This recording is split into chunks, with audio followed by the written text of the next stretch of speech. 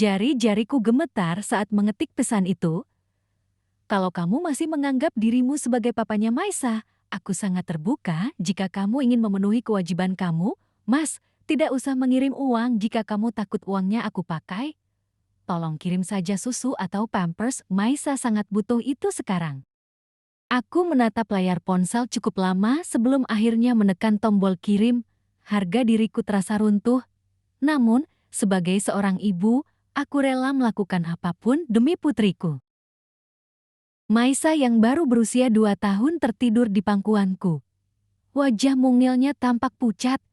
Persediaan susu tinggal 1 botol, sedangkan pampers hanya tersisa 2 lembar. Beberapa menit kemudian, ponselku berbunyi, bukan balasan yang kuharapkan. Mas Hendra sedang di kamar mandi. Tolong, kamu jangan pernah lagi menghubungi atau mengganggu suamiku. Yani, kamu dan Maisa sudah bukan tanggung jawab Mas Hendra lagi.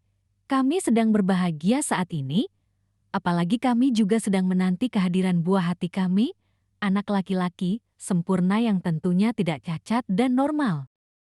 Mulai hari ini, aku tidak akan meminta apapun lagi. 2 tahun sebelumnya, Hendra menceraikanku bukan karena kami sering bertengkar, bukan pula karena ekonomi.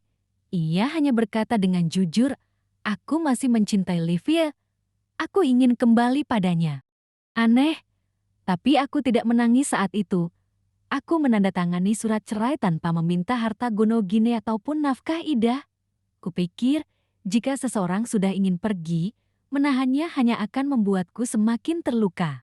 Yang tidak pernah kuduga, beberapa bulan kemudian Hendra menikahi perempuan itu dan melupakan anak kandungnya sendiri. Hari-hariku setelah perceraian sangat berat, aku bekerja sebagai penjahit rumahan sambil merawat Maisa.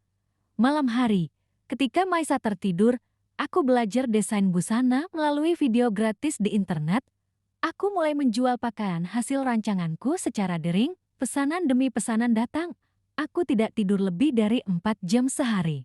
5 tahun berlalu, usahaku berkembang menjadi sebuah merek pakaian lokal yang cukup dikenal. Seorang investor menawarkan kerjasama. Aku menerima. Setahun kemudian, perusahaan kami mengakuisisi sebuah pabrik garmen yang hampir bangkrut.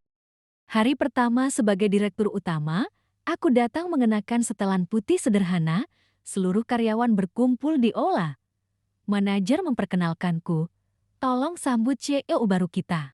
Hari pertama sebagai direktur utama, aku datang mengenakan setelan putih sederhana, seluruh karyawan berkumpul di aula.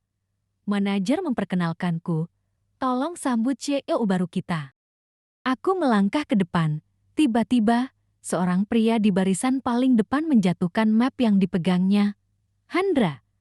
Wajahnya seketika pucat. Siska. Aku hanya tersenyum tipis. Selamat pagi. Mulai hari ini saya akan memimpin perusahaan ini. Ruangan menjadi sunyi. Ben terus menatapku tak percaya. Beberapa hari kemudian, ia meminta izin masuk ke ruanganku. Siska, maafkan aku. Aku tetap fokus membaca laporan, ada urusan pekerjaan. Aku ingin bertemu Maisa. Aku mengangkat kepala. Setelah 6 tahun, air matanya mulai menggenang, aku menyesal. Aku tersenyum kecil. Mas, waktu Maisa butuh susu, kamu memilih diam. Waktu dia butuh ayahnya, kamu membiarkan istrimu menghina anakmu sendiri? Hendra menunduk, aku salah. Tentu. Aku menandatangani berkas di hadapanku sebelum melanjutkan, tapi penyesalan tidak bisa mengembalikan masa kecil anakku.